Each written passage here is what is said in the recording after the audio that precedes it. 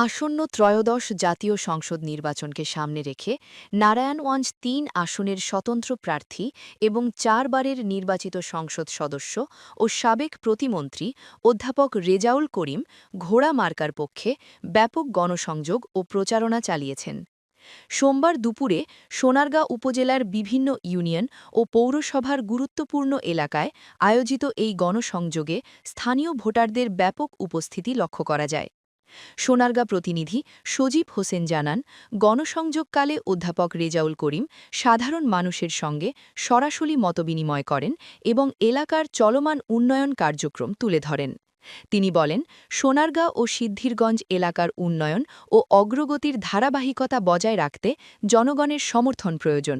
তিনি আগামী নির্বাচনে ঘোড়া মার্কায় ভোট দিয়ে উন্নয়নের ধারা অব্যাহত রাখার আহ্বান জানান।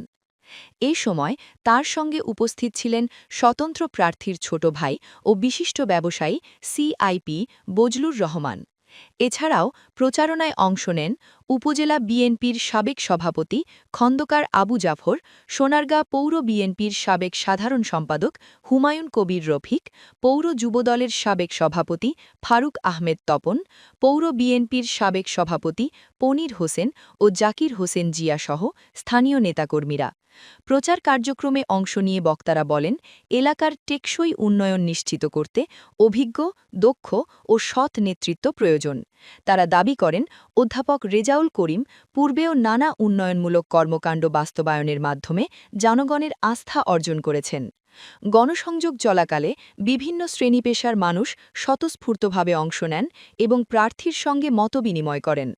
এ সময় নেতাকর্মীরা স্থানীয় জনগণের কাছে ঘোড়া মার্কার পক্ষে ভোট প্রার্থনা করেন এবং নির্বাচনে শান্তিপূর্ণ পরিবেশ বজায় রাখার আহ্বান জানান। আসন্ন নির্বাচনে উন্নয়ন ও জনকল্যাণমূলক কার্যক্রম অব্যাহত রাখতে জনগণ ঘোড়া মার্কায় ভোট দেবে বলে আশা প্রকাশ করেন বক্তারা। দিনব্যাপী এই গণসংযোগ কর্মসূচি এলাকায় নির্বাচনী আমেজ সৃষ্টি করে।